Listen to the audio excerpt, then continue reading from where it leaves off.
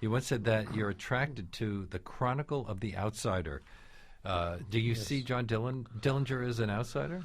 Well, for a while he was an outsider.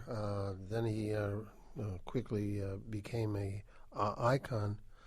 What attracts me to him is the stark contrast between coming from Dust Bowl America and basically being dressed in prison fatigues and coming from, a little better than Midwestern Auschwitz kind of an environment to immediately being a fashion pin and visiting Chicago, which is basically a new shining city with arguably some of the best architecture, Arthur Sullivan, etc., etc., and his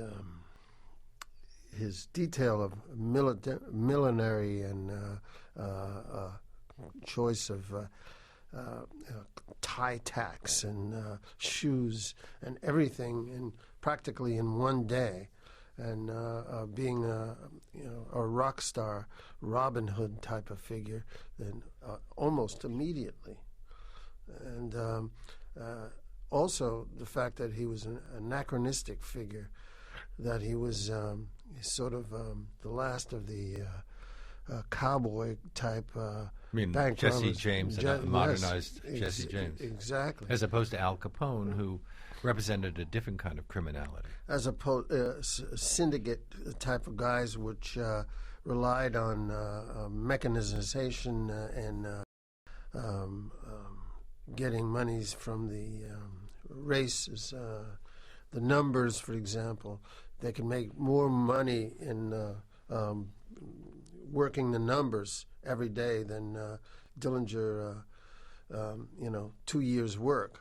So he was faced with a whole different world that type of criminal was used to. Now, when you're thinking about writing a score, do you do all that kind of research and think about the life of this person, or are you responding more to the images on the screen?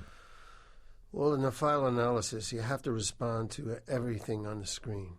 But to have that sort of analogy or have that format of thinking, Dust Bowl versus Gleaming City, and everything that urban type of environment that took in sophisticated symphony orchestras, as well as a kind of Roy Acuff kind of Dust Bowl Americana.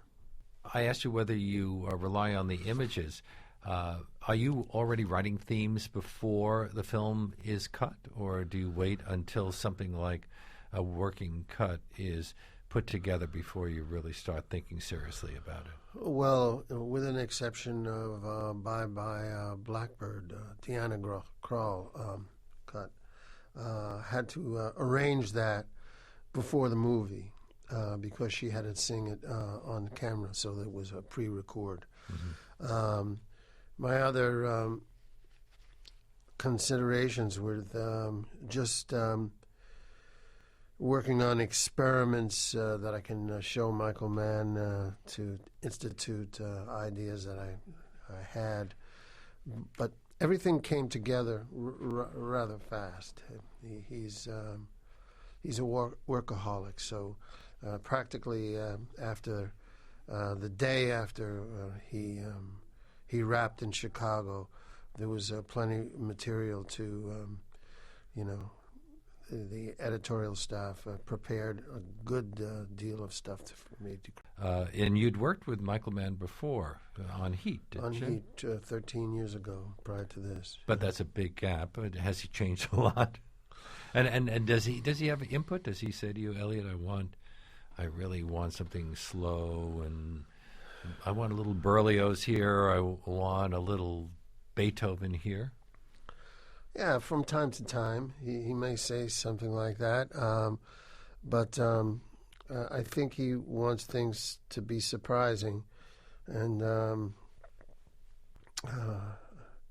I think at one point he mentioned he wanted a deranged Guy Lombardo. Mm-hmm. And at one point he mentioned Mahler. But usually you have to, present them with stuff and be prepared in changing every day, because that's the way he works. You never walk through the same river twice with Michael Mann.